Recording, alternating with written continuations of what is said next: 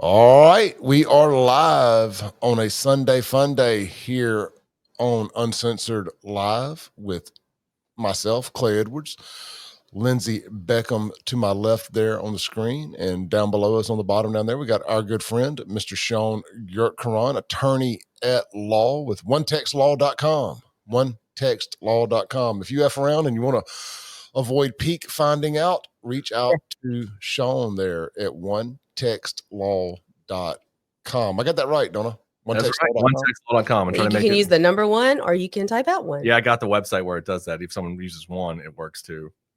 Boom, shakalaka, boom. I like it. I like it. And guys, if you were in the market for any of my FAFO merch, it has been completely updated. The website at buyfafo.com. That's buyfafo.com. Or, of course, all things Clay Edwards Show, including merch and BuyFAFO stuff, is all available at clayedwardsshow.com. Either or, clayedwardsshow.com or buyfafo.com. We're trying not to go overkill with ads and sponsor stuff and this, that, and the other on this show. But at the end of the day, we are coin operated. So, we got to pay our bills too. Stanley makes a great thermos. Yeah, exactly. You don't make it on streams. Like, that's not how this works. And we're not doing, we will gladly take your super chats, but y'all guys ain't started sending them yet. Yeah. You want us to quit doing ad reads? Start sending super chats. Super chats. You got to tell people what that is. So like on YouTube, super chats, I don't know if their YouTube channel is monetized for super chats. I know mine is. Basically, you send in a chat and we promise to read it on the screen. If you send a donation with it. Yeah, but yeah, you can kind of set them and do them. I may need to go in and check them and set them up right and stuff. But I know they are set up on mine. I did go through the trouble of doing it, but I'm being a little facetious. But look, if y'all know what super chats are and you're feeling it in your heart to send one, by all means. Right now, we don't feel like we're big enough to just ignore people's chats. So we're kind of reading all chats and everything, but hopefully the show grows and that changes. So with all that said, our host, Mr. Shaun Yurtkaran down there. Shaun, what is our first topic tonight? Let's try to zoom through these. I'm good for a good hour. Maybe a little longer, but I'm good for an hour. I got you, and I got it already queued up, ready. Just give me 2 seconds. It's about JPD, which is kind of the title of the show. Is now Clay and Lindsey. They're back to arresting people for selling drugs. It's a neat new policy, like called "Drugs Are Illegal," and a resumed policy. They seem to be going with that, so that's what we got here. So, when this broke yesterday or a couple of days ago, I sent this to a group text I'm in with Shaun and somebody else, or Shaun and Lindsey, a couple of different people. And I found it unique because it's the first time I recall seeing the headline with JPD being the arresting. Shaun, do you want to pause your video there? Yeah, because I don't have the audio on. It's not working. I can barely hear you, Shaun. Are you speaking into the mic? I'm speaking. You can't hear me? I could barely hear you. Turn it up. Does that work better? Yeah. Okay. Yeah, your volume, your mic level is a little low, Shaun. Is it? Okay. All right. I'm trying to turn it up. All right. How about now? Get up all the way. All right. Cool. Better. Yeah. So this breaking news came through the other day, and it caught me off guard a little because it's the first time that I've seen Jackson police drug bust. I'm not saying that they haven't had any drug bust of any significance over the last 8 years, but I haven't seen them celebrate it. This is the first one in a long time that they have celebrated and released a statement bragging of such and taking a picture with the JPD logo and stuff in it. And I've 100% believed that had to do with Chokwe Antar Lumumba's administration of catering to the dope boys and, frankly, allegedly being one himself.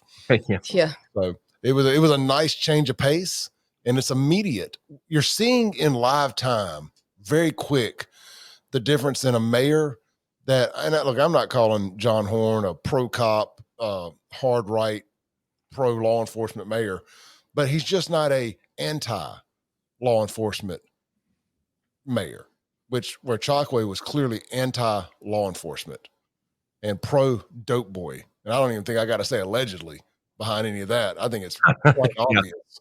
Yeah. So it's nice seeing the handcuffs taken off of the police chief, and I'm looking forward to being able to eat all my recent words about the police chief.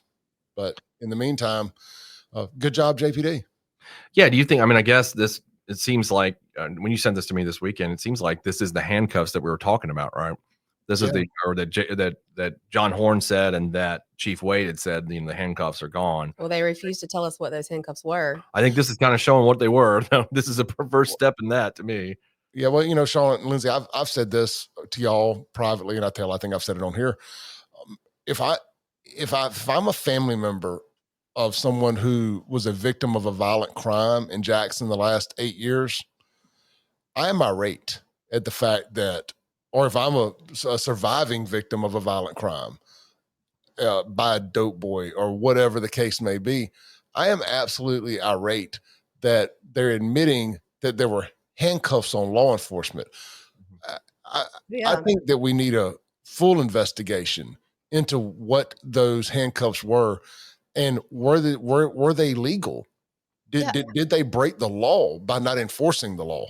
And not only that, Clay, but also when you look at people who have been prosecuted in Hinds County under the DA after he made the comments that he could fix any case. Mm-hmm. I think that those people would want to go back and look at kind of how that process went, and was it legal? Was it fair?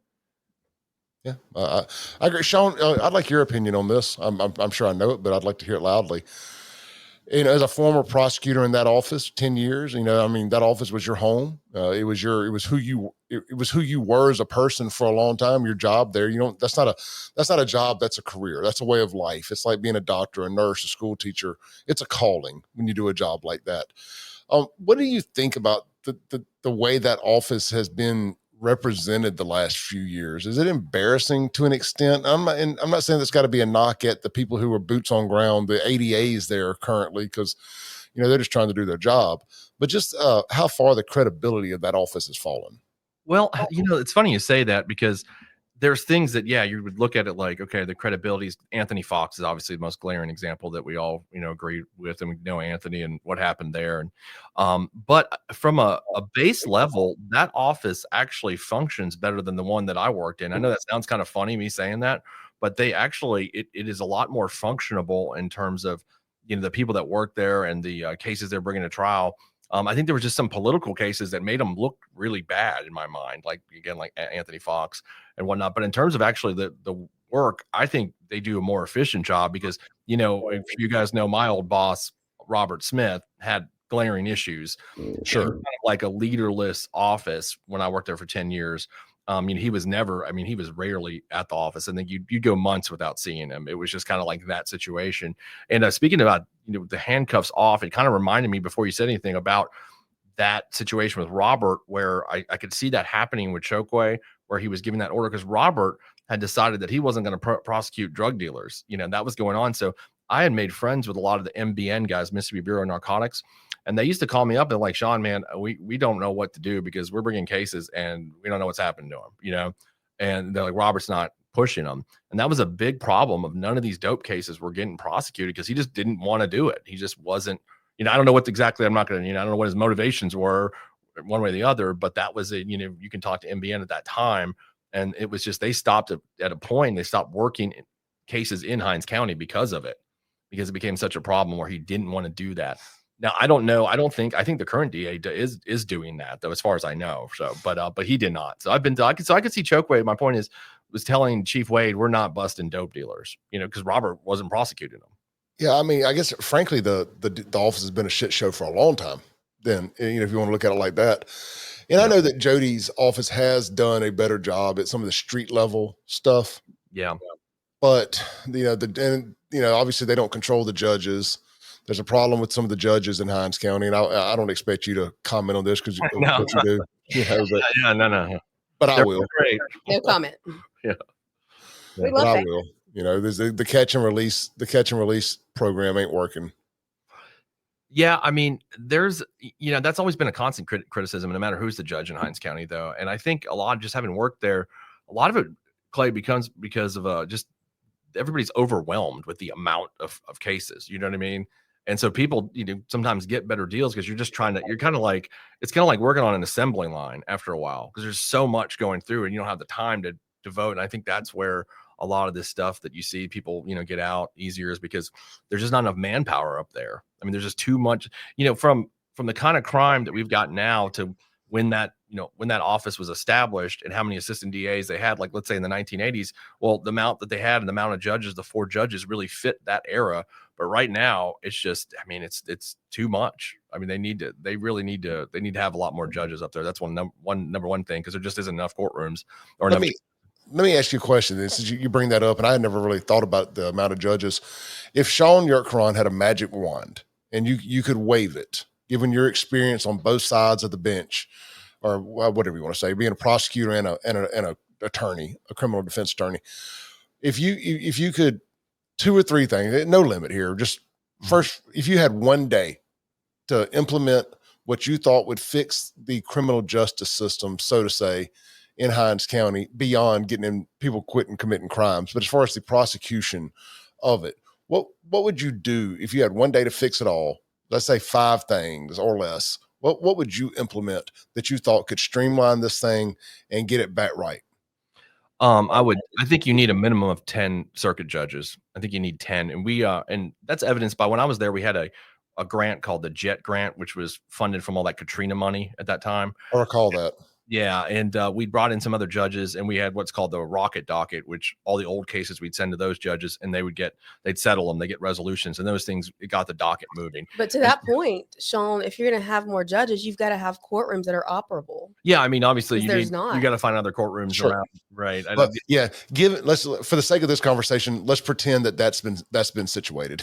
Yeah, I think you need at least a minimum of 10. And obviously you have to up the number of prosecutors and public defenders to do it. And then the jail really needs to be situated closer to the courthouse, because that's created a logistical nightmare for everyone for so long. Raymond. Yeah. If you've ever had to be, like, I've been in the jail. So, as a criminal, if you've ever had to get bonded out of that jail, it is a pain in the ass, because the bondsman has to come out there, get you to sign something, go back to Jackson and get it signed. Then they have to come back out there again to get you out. There is no easy way to do it. It involves multiple trips to and from Raymond. You sitting your ass in that holding cell for, like I said, if you ever get arrested in Jackson, don't have any plans for dinner. No, I mean, think about it. Like, if you're a defense attorney, like what I do, or a public defender who has to go out there more, you got to make all these trips out to Raymond just to see your clients and be like, this is the deal they want, that they've offered you. And then the client doesn't want it, you got to go back to the DA, I mean, it's a lot of traveling back and forth to Raymond. If you show up at shift change time, you have to sit there then and you're sitting there for hours. Yeah, because I guess a lot of people don't know that, Shaun. I didn't know that until I started dating you, that they do that at different times every day. And that's because they don't want people to know when the shift change is going to be. And so you never know as an attorney or a public defender if you're showing up at that time and you're going to have to sit there and wait. Yeah. I mean, that it's, the jail it's funny because people don't realize how important the function of the jail is actually to the safety of the county. And I think Tyree's doing as much as he can with the shit show he was handed. But if you look at the Madison County jail and especially the Rankin County jail, this is one thing I'll say really good about Brian Bailey. That jail runs well. I mean, it runs very well. Like, you go there to see your client, you're in there, you're out there. It's not a problem. And it's, of course, it's right next to the courthouse, so that makes everything easier. So that jail, that is a model jail in terms of efficiency, I think. I think if we had, I agree 100%. Yeah, I think if we had something like that in Hinds County, that you moved it close to the courthouse and that kind of efficiency, man, that would really start moving the docket a lot and start moving these cases, because you get to a point, you're like, I'm sure if you're a public defender, I mean, I'm not a public defender, but if you were, you would you get tired of always you had to go see 10 guys at one time, because you're doing this one trip out there, and then you're trying to get all this stuff done in like a day, and then that's usually the Friday before you got court on Monday, and it's just a mess. So I think that would be I hope they say they're building this new jail over by Henley Young. I don't know where the money's coming from for that, and I'm not going to hold my breath till it gets built, but I think it's sorely needed. Sure. Anyway, it's going to be right there. For people that aren't familiar with where Henley Young is, it's right around Pops around the corner, and Cannon Nissan right there at the Gallatin Street, McDowell Road exit on the hill in South Jackson. Yeah. It's so to be easy to drive from downtown courthouse right there to go do all that stuff. So hopefully they'll get that done. But yeah, they need more judges, they need more prosecutors and public defenders, because otherwise, if you got 4 circuit judges, and people don't think about this thing.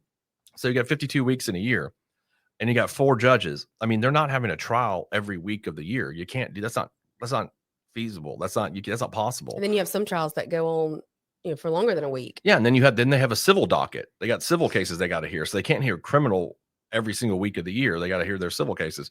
So I mean, you're just not the most. If you were trying 40 to 50 murder cases between 4 judges total, that's a killing it, and that doesn't ever happen. That's really hard to get to that number. So I mean, and when you have this kind of amount of murders, we got 100, 150 a year. Well, then you think some are hung up and they have to be retried. Got to be retried. I mean, or because you're not able to plead those cases out as easily. You can some of them, but most of the time on a murder case, you're going to go to trial. I mean, majority of the time, unless you can convince your client to take a plea deal, which is going to be something like 25, 30 years or whatever it is on like second degree murder or whatever it is. So those are cases that are going to go, well, you get that docket gets backed up because there's just not enough trial weeks for that kind of stuff because not enough judges. So that's, that creates a problem that we're seeing now. Yeah. Raccoon Man said, legalize all drugs and put them out of business. And Shaun, that's something that, I mean, I think you have spoken to a good bit and something that you would almost agree with doing. Well, Mike Madison has proposed that for a long time. And, it sounds crazy on the surface, but as you peel that back just a little bit, it's, logistically, it's not as crazy as it may sound. I mean, I think it very well could be the only way to win the drug war. Because Shaun, I know you say this all the time. The drug wars, we're not winning. Yeah, we lost that a long time ago. The drugs won. It's just I hate to break that, but it won, and we've been fighting for 50 years, and we haven't stopped the drugs. Like we're not stopping that, and I think that we maybe when you try to do the same thing over and over again, it's like the definition of insanity. But we don't ever do that when it comes to the war on drugs because I mean, let's be honest, too many people get paid in it, right? Lawyers get paid, law enforcement gets funding, judges and prosecutors and courts. I mean, it's just it's a whole system of this, and it's not gonna. I mean, and it's not gonna stop because of those things. I think. No, I agree. Circling back to what we were initially talking about here, this drug bust. Mm-hmm. Shaun, tell us a little bit about it. You got to I was trying to find it on WLBT, the actual story, but I can't find the link here. Yeah, it's a JPD narcotics unit. See, look, now we know they've got one, right? They were, I guess, they were in the basement there for a while when Chokwe was mayor, and now they're like the JPD narcotics unit is back on the hunt. They executed a search warrant on 400 North Flagchapel Road, and if you're familiar with Jackson, that area of town's not the best area of town, Flagchapel Road. And they discovered, I guess, they came in and they found marijuana and OxyContin pills. Obviously, I assume they got some sort of tip or CI that led them to this and gave them probable cause for the search warrant. And we're able to confiscate all that. And that's what the article says. Oh, I'm sorry. My apologies. I don't know if y'all could hear that. I did find it and the video started. So it sounded like a burst of air or something. Yeah. So it looks like over on Flagchapel, marijuana, OxyContin, mm-hmm. Effin Herstal semi-automatic handgun also found. What is that? Is that a brand? I've never heard of that. Or a style? Where's that coming from? All right, you got it fixed. So that's what is it? Effin Herstal. Never heard of that. Is that any way of saying fucking hostile? Yeah. Speaking of guns, my guest tomorrow on the heavy hitters portion of my Monday show, the 9 to 10 hour, the third hour, is going to be Hunter Sarton with Guns and Gear. Love Hunter. He is a great, he's going to be my guest tomorrow, discussing his origin story of Guns and Gear and kind of how all of that came about, his history a little bit. And we'll talk about some current gun stuff as well, but the purpose of the show is to kind of shine a light on these great local business owners and let people get to know them on a personal level and kind of what drives them to be an entrepreneur. And I just love entrepreneurial stories. I don't care what the business is. Some of the most mundane businesses have the wildest stories of how they became successful. So those are what we're hoping to bring to people. Not only that, with him, Hunter is going to be the first one to show up if there's any sort of disaster in the area or anybody is needing help. He really is.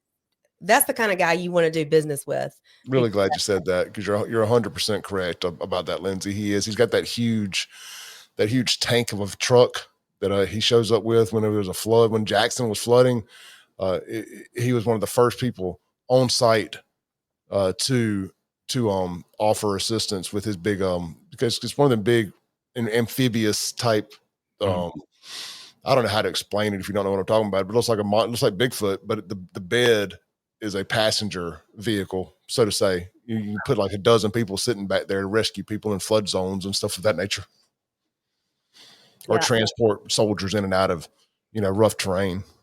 And I just feel like that's important to me, where you businesses that you patronize and spend money with, it's like, it makes it that much easier to do so when you've got good people. Yep. And I did Google FN Herstal. Yeah, what is that? There's an arms manufacturing company out of Belgium. So Okay.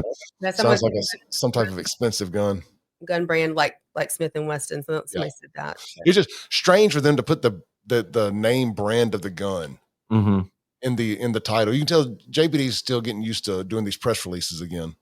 Yeah. It's been a minute, I guess, for them. Semi-automatic handgun would have been suffice. Yeah. But as a guy that I tell you all the time, I love guns, but I'm not a gun guy. So as an aspiring gun guy, I appreciate putting the name brand on there, because now I've Googled it and I've learned something. So thank you, JPD. What makes a gun an assault rifle? Nothing. That's a fictitious title. So there's nothing. Nothing. So any gun can be an AR? Yeah, if you assault somebody with a gun, it can be an assault. Well, if it's a rifle, it can be an assault rifle, so to say. If you assault somebody with it, it is officially an assault rifle. Okay. But that's something they try to call ARs. Anything I think we talked about this the other night, didn't we? Anything like these black guns that look mean, and aggressive, they like to call those assault rifles. Yeah. But they take the same ammo as their hunting versions. They're no different. I mean, I'm not offended by the assault rifle thing. I know a lot of gun people are, and they get all up in arms, pun intended, about it. There's no such thing as assault rifle. And I get it. And it's one of those liberal mainstream media terms where they want to use it to make the gun look bad and make people who have AR-15s and stuff of that nature, look violent and whatnot.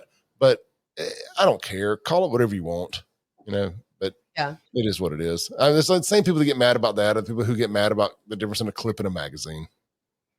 Oh, is that the same thing? I know nothing about guns. It's all terminology. It's all terminology, like how you say things like this, right? Like I get it. Like I don't fault either side, but it's just like I've got other things to worry about than the technicalities of an assault rifle versus a rifle, or a clip versus a magazine. Mm-hmm. So, but anyway, well, good job, JPD. I hope to see a lot more of these headlines, because we know that there's a lot of these type crimes going on in Jackson, and y'all have had your heads shoved up your proverbial asses for the last 8 years on it. So it's good to see y'all getting out and doing these and bragging about it and letting people know that y'all are actually out fighting crime. I'm sure CJ LeMasters will be just ecstatic, probably rubbing one out thinking about it. Was he the one who did it? With JPD's the reason why crime's down. Was he the one who did the article? Probably not. No, Emma Nesbitt. That's yeah. Never even heard of Emma, but good job, Emma. So, well, no, I mean, I guess CJ probably would. He'd be congratulating JPD because it's JPD, as long as it's not Capitol Police doing it. If Capitol Police do it, it's like, oh, well, Capitol Police takes advantage of young aspiring entrepreneurs. Yeah, exactly. Show, I guess, right? Yeah, man. And I'm glad you worded it perfectly there, Shaun, because that's the vibe it puts off when he goes after one particular law enforcement agency versus another. I mean, I'll tell y'all my biases. I think JPD has been horrible the last 8 years or so. It really, frankly, longer than that. And I have no problem telling people that I think they've been terrible. I mean, y'all both know I've told the story numerous times about my sister's murder in South Jackson in 2009, and I mean they did nothing. So there have been problems at JPD for a very long time. Well, it's been funny. They one of the things they try to hang their hat on is their homicide solving rate. Mm. And I'm like, well, it's like shooting fish in a barrel. You're not exactly dealing with criminal masterminds over there, and you're getting enough swings at the bat. You absolutely should be, or enough swings at the ball. You're getting enough at bats that you should have a high closing average, more than anyone else in the entire country per capita. Mm-hmm. Yeah. So, yeah. I mean, well, like I said, in my years, there were some good detectives though. Like I mentioned them before, Eric Smith, who was killed, and Tyree was there, and those guys those guys would solve some stuff. But I do what you're saying, Clay and Lindsey. I mean, sometimes some of these, just having prosecuted a lot of these guys, I mean, it's not like many of them, not a lot of them hide their tracks very well. They're not, it's not, they're not the hardest. I mean, somebody always talks. That's why I'm always like the non-conspiracy theorist of the group, because somebody spills the beans in every one of these things usually. Somebody talks, even when they don't have to talk, they talk. So they're not all really future rocket scientists and astronauts and engineers. Well, I've said this, to clients and, and joking around, like if they didn't talk, or if criminals didn't talk, we'd have a hard time prosecuting them when I was on that side. I mean, it'd be really, really tough because they just end up, they tell somebody in the neighborhood and that person tells somebody else, and then it gets out and the cops get to them, and it just spreads like wildfire. I mean, nobody can just keep their fucking mouth shut. That's just shut up, don't say anything, but they talk. And because it's not like most of the time, you see like CSI and stuff, like we're finding the gun and we're matching the print on the, that's just not happening. Like there's so many, I can tell you maybe 10% of my cases, did we find some cool like DNA evidence on a hat or whatever. I don't remember a single case I've ever had when I was a prosecutor where we had a fingerprint on anything. Like we had a shoe print one time on this guy. This is kind of funny. Broke into Trent Lott's house. Senator Trent Lott's got a house in Hinds County, and he broke into Trent Lott's house and he kicked the door open. We were able to match his shoe print, and that was the only time I think I've ever seen any print evidence in my entire life. I mean, aren't there multiple shoes? Well, he was print? This guy. Real quick, I'll tell the story. So it's out in the rural area. It's not Raymond, but where Trent Lott's got this antebellum house. Oh yeah, you've told this story. This is a great story. Yeah. So this guy goes there and he kicks the door down, and he's wearing these like K-Swiss shoes, and they find him. He's out there on the road running, and the police, right after the burglary, like his alarm went off, like found him, and he said he was just jogging out there, like in the middle of nowhere, and they arrested him, and then they matched his, K-Swiss shoe to the door, right to the door, and there was some other evidence I can't remember right now that linked him to it, but that was the only time I think I've ever used print evidence. And Senator Lott did testify in that trial. He came down from DC. He was still a senator. I think he was still a senator then. And he testified. And the funniest thing about that, it was like I'll tell this out loud. I told Clay and Lizzie this before. My black coworkers were messing with me, right? Like, because they're like, you're never going to get a conviction on somebody who broke into Trent Lott's antebellum house. That Trent Lott had made all those sort of, I don't know if you call them racist, but some bad remarks before about like, endorsing Strom Thurmond. This is going way back. And so at that time he was kind of looked at like the racist guy. And we placed bets on the trial. Can I win this case of like Trent Lott, the racist senator in Hinds County with an all black jury? And I did win. They convicted the guy. So I collected drinking money that weekend. So what made him racist? I mean, some comments about Strom Thurmond. I can't remember. He was Clay before Clay was Clay. No. It was he had made some. Like, I'm kidding. He had made some comments about, God, this is like 2007 or 8, and I can't remember what the comments were. It was something about. He said something about Strom Thurmond. You remember Strom Thurmond, who was a senator? Strom Thurmond. I thought you were saying Trump. I'm like, I don't recall any of this. What? Strom Thurmond. Yeah, Strom Thurmond. Who was a senator. Yeah. And Thurmond actually was on the Dixiecrat ticket in 1948. This is how old Strom Thurmond was at this time. And he had run against Harry Truman under like the whole like keep segregation forever platform. Yeah. Anyway. And Trent Lott gave a speech like at his birthday saying something like, oh, if Strom had won that election, the world would be a better place. Something like that. Right. And that's where people were like, well, if he had won, he wanted to keep segregation forever. So Trent got a lot of shit for that. Gotcha. Oh yeah. That's right. Okay. I remember all that. Yeah, so that's why my friends were fucking with me that I could not win that trial, because everybody in Hinds County would obviously think he's a racist, so they don't care, but they did care, and they all voted to convict the guy with the K-Swiss footprint. So, yeah. So we're getting some complaints about the foul language. Oh, but look, Donna. I mean, I apologize, but the show is called Uncensored. I mean, we know. It's probably better off not cussing. But every now and then, a well-placed F word, sorry, beats everything, beats anything else. My language is what it is. But yeah, we're aware. We've had conversations privately about it, but I try to tell him, Donna. I try to tell him. But it's hard. It's hard not to cuss. You'd be amazed. I mean, the fact that I get through 2 hours of radio every day without dropping 2 or 3 F-bombs. is quite the miracle in and of itself. And I've told Matt before, Clay, that it's unfair that the dump button is like, I don't have arms as long as yours. Like I can't reach over and hit that button. And first of all, it's got to register in my brain that somebody has set, which I think the only times it's happened are with Kingfish, to be honest, on our show. But it's hard to get over there to that button. Speaking of Kingfish, he's calling me right now. Does he know? Oh, that's so weird. So when somebody asked about Frank Melton, what y'all think about how Frank Melton did things in Jackson? Well, I mean, look, I don't mind rehashing it. We've talked about Frank a lot over the years, and I don't know if he was. I think distance makes the heart grow fonder, right?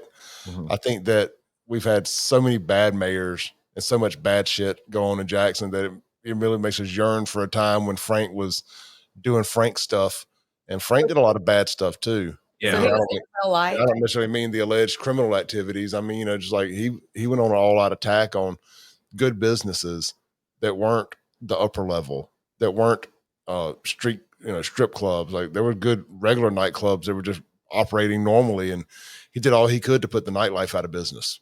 And it affected me, it affected my family, but I still supported Frank because we wanted a safe Jackson.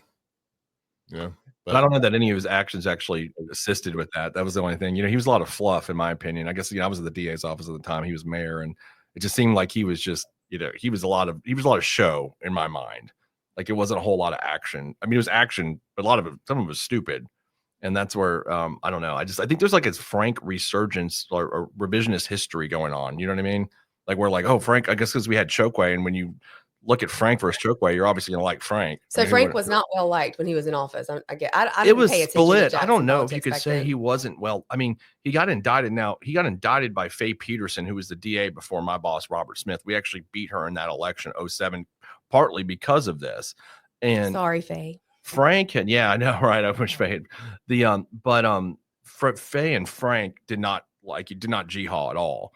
And at that time, so Frank and Clay, you probably remember the Ridgeway Street incident. You know what I'm talking about? The house. Yeah. So back in 2006, he and some guys, whenever I think Riccio and Marcus Wright were with him too, right? The two JPD officers that were like his bodyguards, and they busted up this crack house, which I don't know if it was a crack house or not. They didn't have a warrant.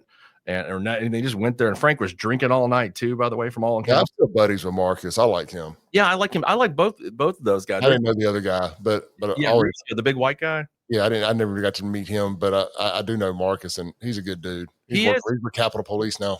He's a great dude. I remember him coming around the DA's office after this.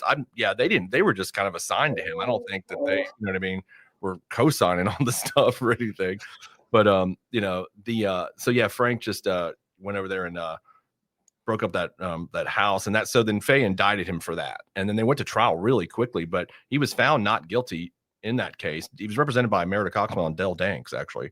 I watched most of that trial, but I mean, you ought to be able to tear down crack houses. Let's just be honest about it. That's I remember Merida's closing argument, like he put something on the jury rail and said, one piece of crack lights a firestorm in the community. It was a great closing, and it worked because it was a conscious of the community kind of closing argument where people were like, yeah, why do we care about the crack house? And so Frank walked because people didn't care about the crack because it felt like a political attack, than a realistic criminal trial. It felt like they didn't, once he got in there, they didn't like the way he was doing things. He was shaking things up, and they didn't like it. He was kind of a Jacktown Trump at the time. Before there was Trump. A little bit, right?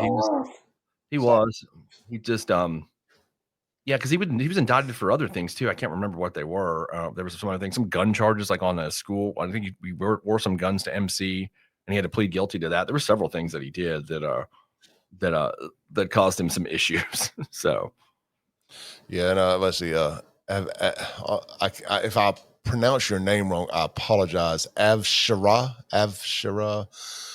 on YouTube, the top comment says, didn't he drive a tractor into a crack house or something? Yes, that's what we're discussing here. I think it was like a track hoe or a backhoe or something that they tried to just knock a crack house down with. And it was just that, a crack house. And, one of his more famous beefs was with Tenari Moore. Yeah. Out front of the upper level nightclub. And they kind of whooped Tenari's ass, so to say. and he had his mama out there. And I mean, Tenari's a bad dude. And I mean, Frank wasn't wrong on that. I mean, Tenari just ended up being the reason that several people went to prison and killed a guy and some other stuff. So did he kill a guy too? Yeah, I think I don't know if he's been convicted of that yet, but yeah, I think there was something. He's also a federal snitch and some other stuff. I mean, he brought down several. So he's a bit of a hero and a villain all at the same time. But yeah, Frank and Tenari had a big beef going, and he never quite understood what it's about. Because why would the WLBT guy and the nightclub owner not like each other to that level? Because Frank, the second he became mayor, he went straight in on Tenari. Like, it was like top of his list. Like Trump going after Rosie O'Donnell. It's been something personal. Well, that's what I'm getting at is I believe, now this is just my assumptions here, allegedly, all those legal words to keep me from being sued here. I imagine it was the dope. They were both running dope, and it was a dope. Frank was putting his competition out of business. Because I do believe that Frank had something to do with the dope trade. Yeah, I mean, there were just so many. Actually, I worked on this case. I don't know if you guys ever heard Sherrod Moore, who killed a Jackson. Allegedly, he's allegedly killed. The case was dismissed, so I don't want to say he didn't get sued. R.J. Washington, who was killed in 1995, and that was kind of an infamous case around here for years. And so we were working on that thing, and there was, interviewing a lot of the people associated to Frank. And I mean, I don't know I can't remember somebody I didn't talk to that said that Frank was involved in the dope trade. Like, there was so many people that were, being very descriptive about things he was doing and where the drugs were coming from and all that. Yeah. And for the long time, I've said that I didn't believe Frank was involved in the drug stuff. I mean, and this is just a rather recent here in the last year change of mind that I've had on that. But I do believe that I think he did have something to do. I just think that where there's smoke, there's fire, and there's a lot of smoke when it comes to Frank and these allegations. And if you just kind of remove your biases and personal opinions about people and you start looking at it, it's like, well, why did he have such a problem with this guy? And he was never at that time. He wasn't a convicted drug dealer or anything like that. To the best of my knowledge, talking about Tenari, like, why was this new mayor going after this guy so hard? Yeah, I don't know. That was, if you were around here in 2006, 2007, 2008, the upper level was a big topic of conversation in those days. Everybody kind of knew, that was where Frank was in that direction of the upper level. I mean, they were our direct competition at Club 105, but we always got along. It was never like a ugly competition. Now, my big rivals, my ugly competition was Dax Owens over at Danny's when he decided to get into the non strip club business, but that was later on in 2014 when I had a different club. And then prior to that was John Adams when he opened up, when I had Crazy 8 and he decided to open up that other club that was once a strip club right next to the one he got in trouble for getting rezoned or whatever. The one next to Pops, Oasis, whatever it's called. Is that the one we were talking about last night? No, I don't know. We were talking about Bar None last night with no, that's a whole different deal. Oh, yeah, gotcha. Yeah, that's a whole different thing. So some crazy stories. We had some good bar stories last night. Let's have some really good ones. Jackson bar history. So let's I don't know where you got it on the list here, but let's jump to some national stuff. It's the 1 year anniversary of Trump getting shot. Oh, that's okay. That makes sense why you sent that earlier. I was like, where'd that come from? The Clay sent in our group chat earlier the CNN headline after of the picture of Trump kind of bloodied up on the stage that claimed that he had fallen and was escorted off by Secret Service after falling. And I said, how on earth did they think they could get away with it? This was being streamed live across the country. He was clearly shot.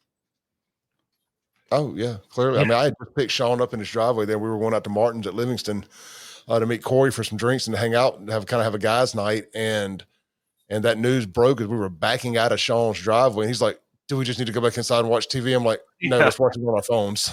I've been wanting to get out of the house for a week. We're getting out of the damn house. So I remember being at Martin's out there at Livingston, and it was like the air had been sucked out of the room. I remember there was a guy, I don't remember who was playing, but there was one of those one-man acoustical jam things, The guy was in the corner playing, and nobody was paying attention to him. Everybody's on their phones and watching the screens more than normal. And I just remember after he got done, I called him over to the table, and I remember I think I tipped him like $20 or something. I was like, "Man, it ain't you tonight, bro." I said, "We are all, we're preoccupied watching with this whole Trump shooting." Absolute horror, and just the country feeling like they've been gut punched, to watch this happen. And then as details started to emerge, it just became more and more sickening. And, still to this day, we have not gotten any new details about the shooter. They just, there was this huge article about the shooter last week, and I read the whole thing, and there's just no new information about, what caused it, like what made him. I don't believe for a second that some 20-year-old just, this is what he's going to go and do without some sort of prompting. But that's yeah, I'm with you. I mean, I think we're getting closer to that, to finding out what happened there. Shaun, I see you've already got it pulled up on the screen. Thank you. I've got a video here, and I haven't even had a chance to listen to this. This popped up in my peripheral as we were getting ready to come live tonight. But this is Trump saying that he has been, briefed on the whole deal, and he's satisfied with what he's heard as far as the Butler assassination attempt. I'm going to make sure I got everything ready here. I'm going to hit play. This is Trump on Fox News. There was so much conversation after that, though. You had members of Congress visiting the site there, people really on top of wanting to get answers to that. But I think we still are wondering. Yeah. So they briefed. Oh, there's the sloped roof that the Secret Service couldn't put nobody on because it was sloped. Briefed me numerous times. The FBI, the Secret Service, sort of everybody. DOJ, Pamela's doing I think she's doing a fantastic job. But they briefed me, and I'm satisfied with it. They should have had somebody in the building. That was a mistake. They should have had communications with the local police. They weren't tied in. And they should have been tied in. So there were mistakes made. And that, shouldn't have happened. And that building was a prime building in terms of what they were trying to do. So, but I was satisfied in terms of the bigger plot, the larger plot. I was satisfied. And, I have great confidence in these people. I know the people, and they're very talented, very capable. They had a bad day, and I think they'll admit that. They had a rough day. This is a very dangerous job, being president. I say a race car driver, 1% of 1%, think of that, die. It's not a lot. A bull rider, I think that's pretty dangerous. It's like 1/10 of 1% die. And with the president, it's like 5%. Why didn't you tell me this? I could have maybe made a different decision. But I wouldn't have made a different decision because we're doing so well. The country's back. And it's, as I said, everyone's saying we've got the hottest country in the world. Even doing this interview, I feel guilty because I'm supposed to right now be working. I want to say one thing real quick. One thing that gets overlooked and doesn't get talked about as much is, in a little revisionist history here, Trump was not the president when this happened. He was a former president. So, and I'm not making any excuses for the Secret Service. However, they prioritize the amount of agents you get assigned to you when you're a former versus current president. And the current administration and their significant others take higher priority than a former president, even though he was the front runner for the Republican ticket at the time, or I think he was already the Republican nominee. Yeah, he was already the nominee. And so I think that he should have had plenty of agents. This shouldn't have even been an issue, but they had what was I'm trying to say? They had moved a lot of his normal staff over to Jill Biden, who I think was speaking or was in Pittsburgh at the same time. And so they had moved some of his additional staff over to her instead of him in this open air rally. And then the more I say this out loud, the more ridiculous it sounds. But they had a bad day. And I still, look, I'm not such a conspiracy theorist, and God knows Shaun and I talked about this on the air ad nauseum. But I'm not such a conspiracy theorist that I think that the FBI and the Secret Service and the Biden administration or whoever else lined this guy up and put him on that roof. I think that what I've constantly said was, I believe if you leave enough doors open, somebody's going to walk through one. And I think they were complicit in the sense that they let failure. They allowed failure to happen. You know, like, Well, not only that, but the constant narrative they pushed was threat to democracy, threat to democracy. He's so bad. He's so evil. I think that also plays 100%. into I mean, well, they it. drove people crazy. They literally had people that thought that if Trump wasn't unalived, that democracy was going to crumble. And then you leave enough back doors open, somebody walks through one. One of these crazy people walk through the back door and sits on a roof and shoots him. And that's what happened, in my opinion. I don't believe it was necessarily we're going to pay this guy, or well, you can't pay him, if you killed him. But I don't think he was part of a project. I think that he's just the idiot that found the door open when he wanted to walk through it and nobody stopped him. Yeah, I mean, you're saying he was not the Lee Harvey Oswald of the situation where he was, like he was involved in some mass conspiracy with other people and set up as the patsy and all that kind of thing. Right. Like, I don't think he was, I know there's all kind of stuff about him being in a BlackRock video, and there are some strange things that I do have questions about. He was in a BlackRock video for school, something or another, and that's all true. That's not myth or conspiracy theory. He really was in a video for BlackRock, which has been painted as this big boogeyman the last few years, especially by people in right-wing circles, myself being one.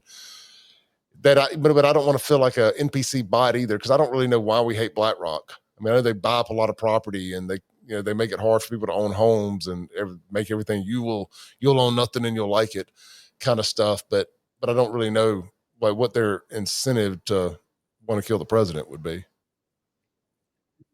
Well, they want to control everything. Yeah, but I don't think killing the president helps them control everything. I mean, they just kill another president. They got to kill a lot of people that want to control everything. I know. I think they've also that organization has been a big donor to Democrat candidates across the country in different races. I believe. I need to fact check that, but I think that's what I remember. Yeah. Well, I guess my bigger point personally is just that I'm not ready to step off into full conspiratorial grounds and say that the Secret Service was working with the guy that killed Trump. I just think that they created the opportunity for him to walk through an open door, and he did. I do believe that it was intentional, maybe even unintentionally intentional, if that makes sense. That people that in the government hated Trump enough that they would just peel the protection back enough, peel the layers of his protection back enough over time that something would happen.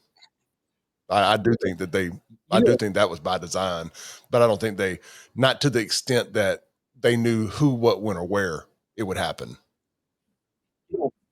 You know what the funniest conspiracy theory of that whole thing, and you know what I'm going to say, and Lindsey knows what I'm going to say, because I could see, if there was some conspiracy there, let me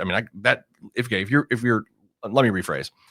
If you're going to say there's conspiracies in that thing, I think the conspiracy that people were trying to kill him and working together makes more sense than the Blue Anon conspiracy, which is to me is that he never got shot. And I think that's it's so freaking. There's a picture of the bullet. Yeah, but what about that Corey Campari guy that got shot? Well, it's not just a conspiracy that he never got shot. They claimed that he set it up. Right. That this was all arranged, but it was arranged by the Trump side for him to get shot and be shot at and be a sympathetic figure, and this would help propel him to the presidency, which, I mean, that is factual. It did, I believe, help propel him to the presidency, because even Mark Zuckerberg had to come out and be like, man, that was a real badass moment there when he gets up and says, fight, fight, fight after being shot. I think that's also the day that he got Elon's support officially. And which I mean, I know Elon's on the We outside all looking know. in now, but Elon played a big role in Trump getting elected. We all know that Trump loves himself too much to want to set up anything where a bullet's flying at that close to his face. Yeah, that's a good point. But and you guys both know me real well that I'm like the anti-conspiracy theorist. So anytime anybody has a conspiracy theory, whether on the right or the left, I jump on it. And I always jump on the right-wing conspiracy theories. But this is a left-wing one that is equally as freaking ridiculous. I mean, to me, really the biggest thing to me is that the firefighter that got killed. Like, what did Trump do? Set up this whole thing where the guy was going to shoot actual bullets and then risk the lives of the people in the audience. I mean, I'm sorry, you have to be really demented to try to believe that and to actually think that somebody would do that. I mean, it just, I want to say something real quick, kind of off topic, but I saw Olivia Preston is in the comments, and she was on Clay's show. What was it, a little over a week ago, Clay? And she's had people attacking her. I guess, is it for just being associated with you, for coming on your show? Shame on anyone that does something like that. She came on to tell her story about her father and the trauma that her family's been through since then. And she still wants answers and wants justice for her dad. And I mean, I was a daddy's girl and I lost my dad, not in that way, but I can only imagine, how strong you've got to be to get on a radio show and talk about this. That took a lot of gut and a lot of courage, and shame on anybody who has attacked her. Well, people are losers. But she did get some justice was served as much as can be by the legal system. And the guy got 40 years this week, found guilty and got 40 years, and he'll have to do, roughly about 30 of it. If he's a model prisoner and doesn't get himself in any trouble and whatnot. So congratulations to them. Well, I hate congratulating somebody on something like that, but it was the best of a worst case scenario. I mean, because it wasn't capital, so that he couldn't get the death penalty, but 40, he'll spend the next 30 to 40 years in prison, probably, die there, honestly. Hopefully. That's just my words, my opinion. He should. Absolutely. As far as people attacking her for coming on the show, I mean, look, that's obnoxious and it's asinine and people are stupid. You have a large platform and you want to use it to let people, tell their stories. We don't always have to be on the same side politically on things to understand that murder is bad and wanting justice is good. So people who want to trip on people for that are just losers. They sure are. They sure are. Anyway, I saw that and I just wanted to say if you're one of those people, then just absolutely shame on you. Get a life. Yeah. So, thank you. Yeah. Sorry. I know that no. Look, I've got to know Olivia here over the last few months.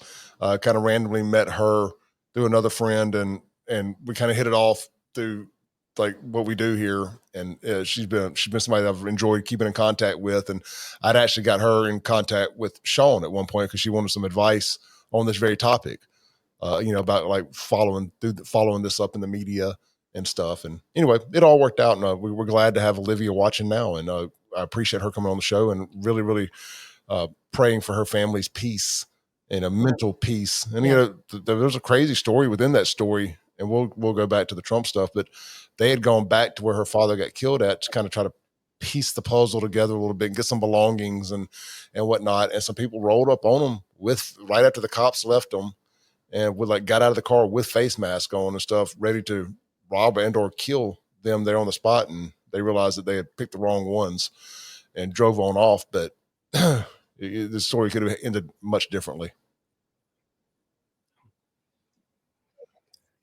That's awful.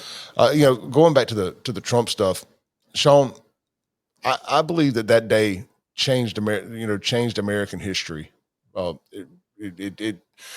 It pointed the ship in another direction, and I believe that day is what got Trump elected. I think that pushed a lot of people over. Well, not just maybe that day, but the things that came after that, and that fight, and all that. I just think that touched a lot of folks. That's like, you know what, this dude's a badass, and divine intervention, whatever you want to call it. I think a lot of people got in his camp after that may not have been there, or maybe were on the fence or whatever.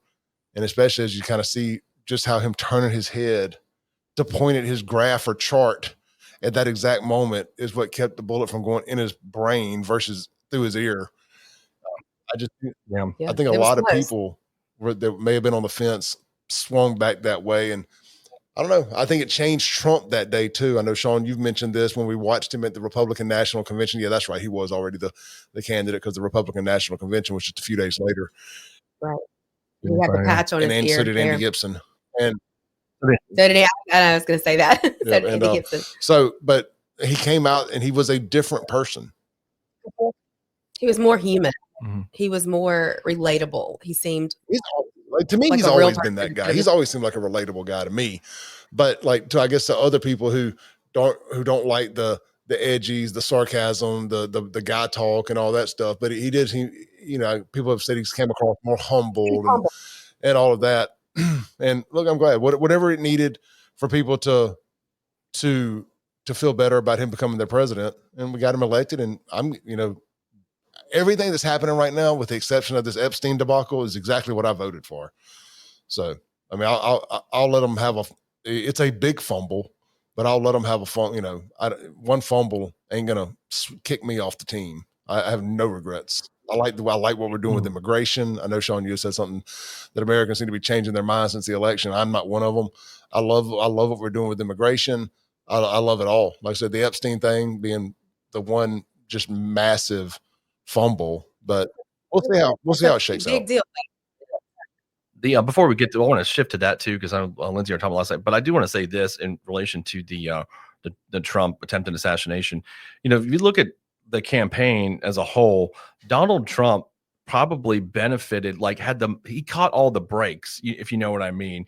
Like, he had those cases against him, and that turned public sentiment in his favor because people thought he was being prosecuted unfairly, politically persecuted. Right. So then you had people. Then you had a lot of steps. There was in Colorado, they took him off the ballot, and then so you had all that stuff. Then he gets convicted of that stupid porn star trial, and then there's that debate with Biden when Biden just craps out, and then you got this, which with the iconic fight moment, and then they put Kamala Harris. I mean, it's just like he caught every break imaginable that you could. Yeah. That everything went his way in that entire campaign, and because usually in politics things don't always go your way all the time, but he caught it all that in 24. He really did. Well, I think everything that the left did that was meant to hurt him in the long run helped him. Yeah, that's true. It absolutely did. And I think 2 years ago when I was on Clay's show for the first time, we were talking about the porn star indictment. I said this is going to backfire because political prosecutions, having been a part of them before, never work out the way you think they're going to work out. When you involve the justice system in politics, it doesn't work because out. The people who have talked themselves into going through with those things live in an echo chamber, and they're around people who all think this is a good idea. Oh man, this is great. We're gonna prosecute our enemy, and everybody's gonna love him because everybody hates him as much as we do, because everybody in our circle hates him, and nobody's telling us what we need to hear. They're telling us what we want to hear, and then you end up with egg all over your face. And I was thinking about this today. Actually, it's going to be interesting to see what comes of the Fonnie Willis case and some of these others that are still out there lingering around. I know she's lost control of it; she can't do it anymore, but that still hasn't been thrown out. What comes with that? What comes with the New York case? Because they're still going to try to put him in prison when his term is over. Do they hold it back or just give him probation or something? I can't remember. No, I think they're withholding sentencing until his presidency is over or whatever. We may want to fact check that, but double check. Yeah, I just don't remember what happened. Yeah, because even though, and a lot of people don't know this, I mean, Shaun had to tell me that we're having dog issues here too, by the way. That even when a president can pardon themselves from what, like a civil case, they can't from a state. No, they can pardon from a federal, state. Okay. You cannot. Yeah, the president doesn't have. Well, yeah, that's why I got a choke on everybody talking about. Well, what Trump could pardon Derek Chauvin? Well, yeah, but he's still not going to get out of prison. He's still. Yeah, no, exactly, because he's got state charges, so he cannot. Right, he cannot. So I think people get that confused. Like the president can pardon you for a state murder charge, and he doesn't have that power. Only the governor could do that, governor of the respective state. So he cannot pardon himself for the New York porn star case. Well, that Like, or it's not. It's really like the real one. The real one is the real estate, the bank issue. Yeah, the one with the AG of New York, the one that almost is more ridiculous than the porn star thing. You know, that and the lawsuit, the civil suit with the crazy lady who claims he raped her. Oh, like the 90s, right? E. Jean Carroll. I mean, complete nonsense. That's what I'm saying. There was all this like nonsensical stuff that, you know, and obviously the people that were doing it were thinking, man, this is going to be good stuff. We're really going to like make people hate him. But I mean, all you did is you made a lot of people that like are in the middle sit there and say like, come on, this is BS. Like, how could, you know, first of all, like the land case or the real estate case. And if you read through that, the bank like wanted to do business with him again. Like they made money. Like nobody got screwed. And so it was just, I mean, I don't know. It was just crazy. Like literally everybody does the same thing. Remember when E. Jean Carroll got on there and said something to the extent of rape she said something basically admitting that she didn't get raped. That rape was whatever you want it to be. Yeah, something like that, right? Yeah, I remember. I watched rape is whatever you want it to something be. To that extent. And then the Letitia James stuff. Now this is going to be really sweet to see how this plays out, because now she is embroiled in legitimate real estate bullshit where she lied about where she lived, said she was her dad was her husband instead of her father on a title or something like that to basically claim a second home as a primary home to get a lower interest rate. Mm-hmm. Yeah, right. So yeah, she's probably going to end up in prison too. Wow. It's all fabulous. It is all so rich. It's always the same people who do this stuff, and it comes back to bite them in the butt every single time. And I love it. I can't wait to see how it all plays out. We're only less than a year into. We're not even halfway through the first year of Trump's 4 years, and it's just glorious. Well, we're right at the halfway point of year one.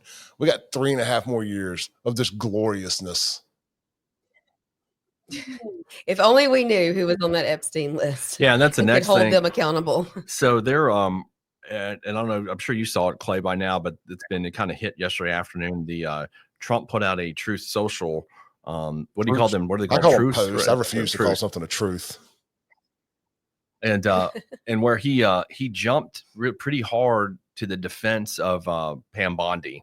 Kind of see where he's leaning, because Friday afternoon we were getting all these reports that Bongino the administration Cash Bill stepping down. Patel, they were going to be stepping down if Pam Bondi doesn't go. And I don't know if they're just rumors circulating or if that's kind of what people are wanting to happen because they're so upset with Pam Bondi over this whole entire Epstein fiasco. But Trump's tweet or truth or post yesterday seemed to be in full complete support of Pam Bondi, and he came across pretty angry that people are even talking about Epstein still. Yeah, he what I'm gathering watching some of this is that so there was an argument in the White House between Dan Bongino and Pam Bondi on Friday or Thursday, one of those days. They got pretty intense, and Bongino has contemplated resigning. I think that he probably will, is the way everything I'm reading and seeing. Also, I've heard that Bongino is not very happy with the job anyway. He doesn't really like it that much. So this may just give him the out that he might want anyway. So you're probably going to see a Bongino resignation this week. The Pam Bondi, though, a lot on the right want her out. Like you saw Megan Carlson and Charlie Kirk were at I think that Tampa convention this weekend. Both, everybody was calling for Pam Bondi, but the president doesn't seem to want to go that way, but that's not the way he wants to go. I think he's pretty much in full support of Bondi. And that's why these truths came out this weekend, because he was kind of putting out there, like, why are you guys keep talking about Epstein? Pam Bondi's doing a great job, blah, blah, blah. So that's kind of where we are now with it. I want the focus to be on the 2020 election. That was a big component of his post that he put out. I think it said it twice in there. Yeah. But I think people are angry. People fully believe that there is a list. Look, Alex, again, I'm full supporter of Trump, but what you want and what you get are two different things. He can want it to be on 2020, and I want reconciliation there as well. But they look like idiots over this Epstein thing. They need to call a press conference and try to bandage this thing back together. And at least if they're going, if they're going to, if they're going to play this card of there is no list, you're going to have to explain to us somewhat how you got there. Yeah, because I mean, people, especially the ones that they like to call the far right, are the ones who are desperate to see somebody held accountable on this issue, and it's not going to go away. It's just not. Yeah, there. Another thing too, I've been thinking about is Pam Bondi's getting a lot of heat, and the president is defending her on it. Well, to me I mean, if there's a list or whatever there is, then can't the president just say release the list? I mean, he's the president; he can do that. So why is Bondi taken? I mean, she's just the attorney general. The president of the United States has authority to do whatever he wants to do. It seems like, if there is one and everybody's mad, then they should say, hey, President Trump, you order her to do that because she works for you. It's because of what she said. When she got on Fox News, said the list was on her desk, and they released these trapper keepers and phase one and all this stuff, which from all accounts is 100% Pam Bondi's personal doings. She's going to eat some of this. She's absolutely going to fall on the sword, as she should. In your opinion, Clay, what was the reasoning? What could have been the reasoning behind that? The social media influencers and the notebooks and this phase one part of it, and building momentum for the public to finally see this list that they've claimed has been top secret for years. Why would she do all that? I want to say one thing, and this ain't you, Lindsey. Don't take this the wrong way. They continue to call them people influencers. Those people are legitimate independent journalists. They're not influencers. Jake Paul is an influencer. These people are legitimate independent journalists, and the mainstream media has tried to peg them as influencers, just like the local media tries to call Kingfish just a blogger. It's a way to knock them down a peg. And I'm personally not going to use the term influencers when describing them anymore, because those are legitimate independent journalists that had got invited to the White House. That whole photo of them holding up the trapper keepers, once I heard what's her name's version of that story, Shaun, you heard it too, because I heard you mention it on the show the other day. That she was on Crystal and Cigar show, Sager's show, talking about what happened, how they got rushed out, and it just kind of Liz Wheeler. It was Liz Wheeler. Liz Wheeler. Thank you. How she had they just kind of had held up the folders because they had all their belongings in their hands because one of the prime ministers of another country had gotten there sooner than expected or something. Anyway, look, I just think it was a terrible look on. I think Liz hit the nail on the head. Pam Bondi has gotten obsessed with smelling her own farts, drinking her own bathwater, wanting to become a MAGA superstar, and she wrote a check with her mouth that her ass can't cash.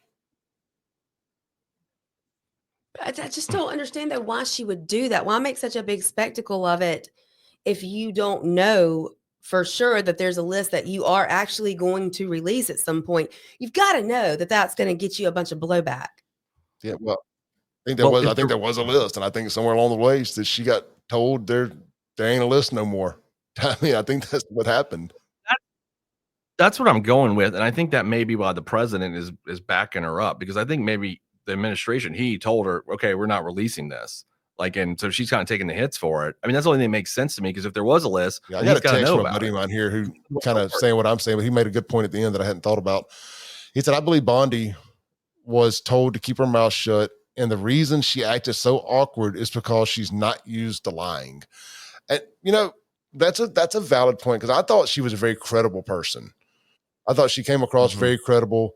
Once Gates didn't, kind of got booted off the AG ticket, I was like, well, I don't know much about Pam Bondi, but she comes across very formidable, and I liked her. I was like, okay, I like this woman. Everybody that I knew that was familiar with her spoke very highly of her. She passed getting, well, I'm having a brain fart tonight. What's it called? Where the hearing, the Senate hearings. Her confirmation hearings. Thank you. She passed her confirmation hearings, probably easier than anybody else other than Marco Rubio. I was like, oh, well, that should have been the red flag. Anytime you pass through those rather easily, I mean, comparatively speaking, anyway. But all kidding aside, there, something happened. And I mean, obviously, we're just speculating here. But I like my buddy that text. I think she got told to shut up. Hey, you're burning too bright. We're not ready for this to come out. And I've seen some other people suggest this is Trump and the 4D chess shit, where it's like, no, Trump they've got the information, they know, but he's holding it against other countries to get what he wants. You're about to see a lot of things happen. Well, where Putin does this, or some other country bends and folds and does this when we didn't think they were going to. I'm tired of hearing all that crap. At some point, the chess game has got to be over. There's got to be a winner of this game. And we've got to get some victories. Some people have to get arrested. We can't be playing this perpetual game of 4D chess. This game's got to be over. There's got to be a winner or a loser on this particular round of chess, if that's the analogy we're going to use. You mean it's like The the Epstein Epstein case. case? This has got to be put to bed. You're going to have to find some other honeypot to blackmail people with, or whatever. Like, this has got to be put to bed. Well, I'm tired of it. I think everybody else is too. Yeah, it just I agree with whoever texted you. That's what I've been thinking for a while, that like like I said, Trump is backing Bondi because he had to tell her not to do this. And also another thing I wanted to say is Dan Bongino looks the most. I think Bongino either has seen all this stuff or is just he really believes it. I think it's the latter. You know I think mean? he really believes it. I think he's a okay, true believer. I mean, I've listened to Bongino's podcast a lot over the last couple of years. When I was working out or polishing cars or whatever, I listened to Bongino because it was consistent, everyday content. And I've never just been the biggest Bongino fan. It wasn't my favorite podcast, but I listened to it a lot. And he is a true believer. I firmly believe that. And I think he's just disgusted with this. I think that he's probably worth $100 million, if not more. He's not doing this for the money.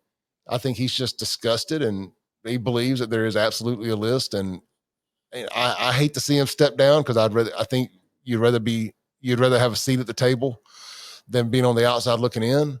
But if he feels that that's what's best and move back to the outside, I mean, I respect his decision to do so. But I would like to see him stay. Let's see this through just a little bit longer. You guys haven't been at the job for 3 months. Let's give it a little bit more time here.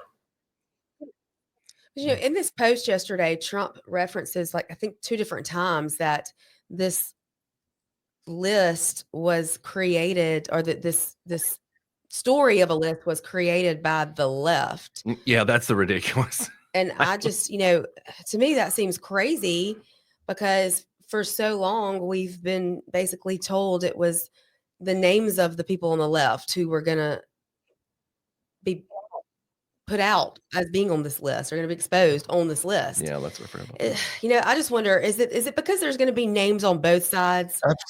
Yeah. Big names on both sides that are going to, is that what it is? Names on both sides. I don't know. It's rhinos and lefties. I mean, it's full of them. It's full of names on both sides, I believe.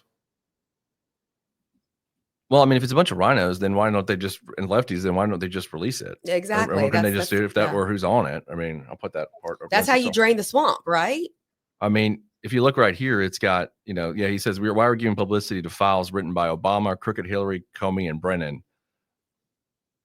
I don't know. That doesn't make a lot of sense to me. Like, why that would be now the left's writing this list? Like, are they writing the list, like Lindsey's saying, with people on the left on the list? I mean, how does that work? And if they were writing it, why wouldn't they just written Trump's name on it then?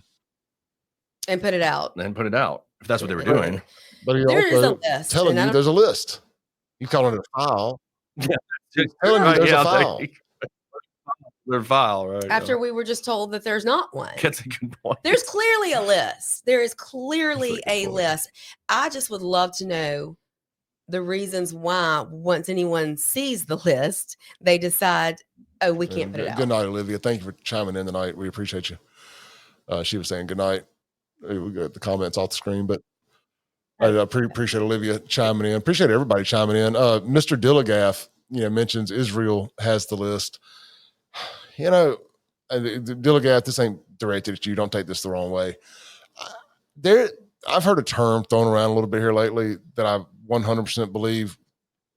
People have Israel derangement syndrome just like they have Trump derangement syndrome.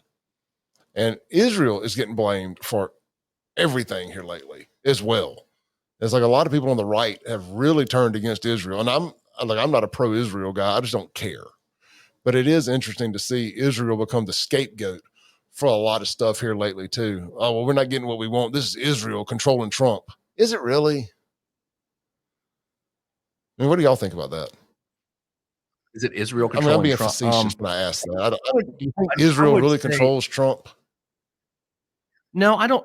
Look, Israel has had this goes way before Trump. I mean, Israel's relationship with our government. And I mean, honestly, we were listening to Marjorie Taylor Greene last night, and not someone that I generally praise, but I've been liking her a lot more lately than I ever she's have. asking questions, I think, that are, and of course, she's a big Trump person. She wasn't knocking him. What she was just saying, like, she was asking questions of why are we giving Israel this amount of money, and why is AIPAC, which is a lobby for Israel, why do they not have to register as a foreign lobbyist? And explaining that most members of Congress are just all, whether they're Republicans or Democrats, are all in the pockets of Israel. And I think like people even asking those questions, which are legitimate questions, now get labeled as an anti-Semite.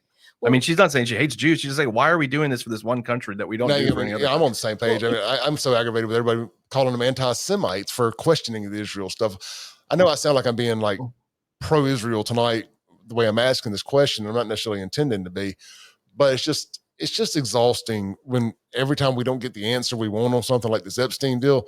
Oh, it's because of Israel. Is it? I mean,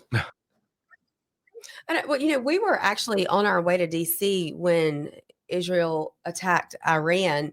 And when we got off the plane and heard what was happening, my first question, and I asked Shaun this, is do you think we knew? And I think the consensus, or what was being put out by the American government, was that no, I guess maybe we knew that it could possibly be coming, but we didn't know that it was going to happen right then. I don't, Shaun, I think you said, I think we had to have known. Yeah, I mean, I think we definitely knew and coordinated. I mean, there's not much Israel does that we don't know, and not much we do that they don't know, because they've got Mossad here.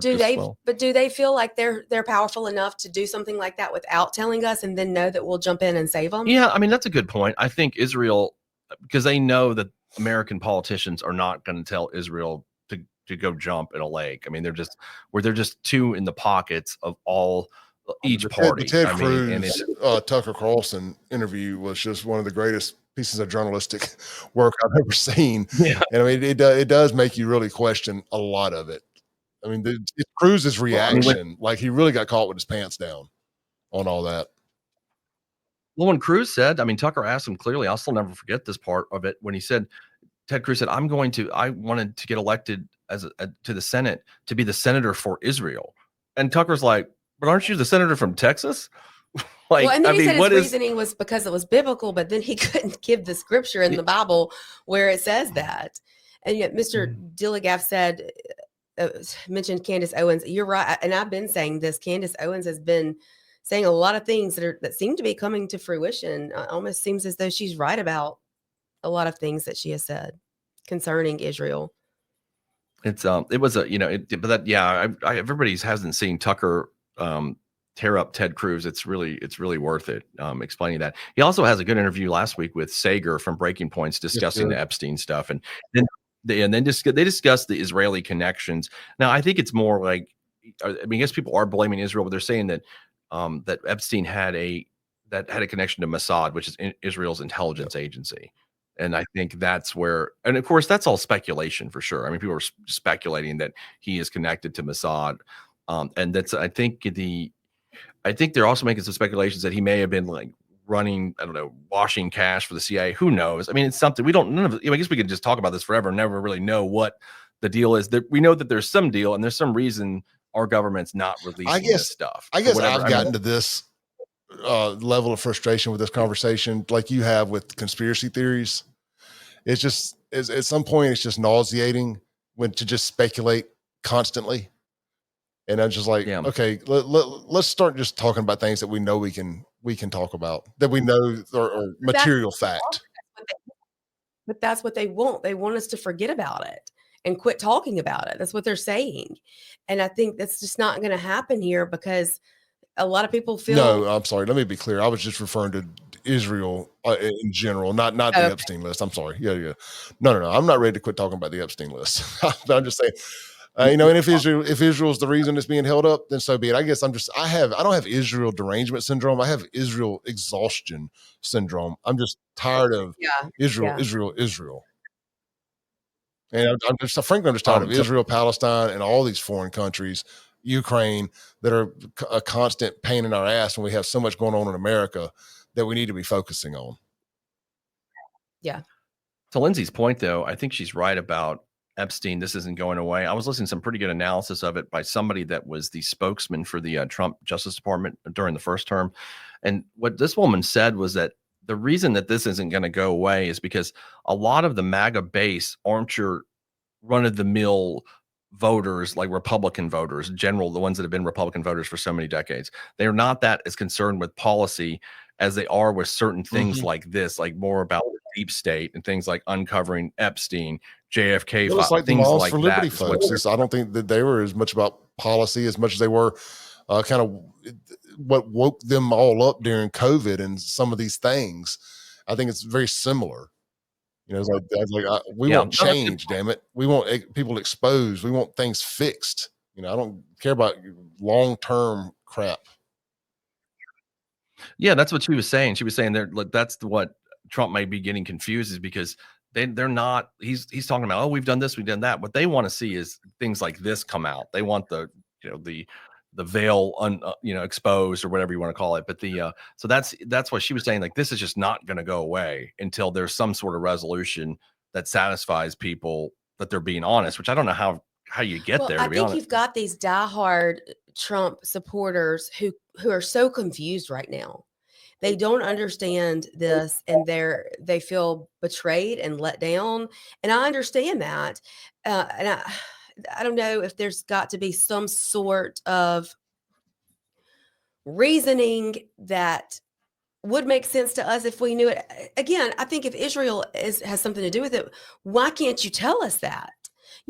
I say this all the time. Transparency breeds trust. And if you want the American people to trust you, you can't lie to them. Yeah. You've got to be transparent. And that's, what a lot of people are fighting for here. And I don't think it's going to go away. Guys, speaking of things that are going to go away is I am. Yep. Yeah. It's our we are short to start cutting. But I got a radio show tomorrow morning, 7 a.m. to 9 a.m. You can listen to it on 103.9 FM WYB, or you can watch it wherever you're watching this video as far as my social media platforms. I enjoyed it. We'll be back tomorrow night with another round of Uncensored Live. Guys, you got anything you want to say? Not really. I think we'll probably discuss some of this on our show. I'm sure you will tomorrow on yours. Kind of unpack it up. We'll be there especially 12 to 1. Yeah, especially the stuff about the tweet this weekend and how that affects everything. Also, we're going to try to, and Clay and Lindsay, I talked about this because we need to work on our sleep schedule. So I think we're going to try to make this like an 8 to 9 show. Is that right, Clay? Is that 7 to 8 to whatever. I mean, I can't go to 10 o'clock every night.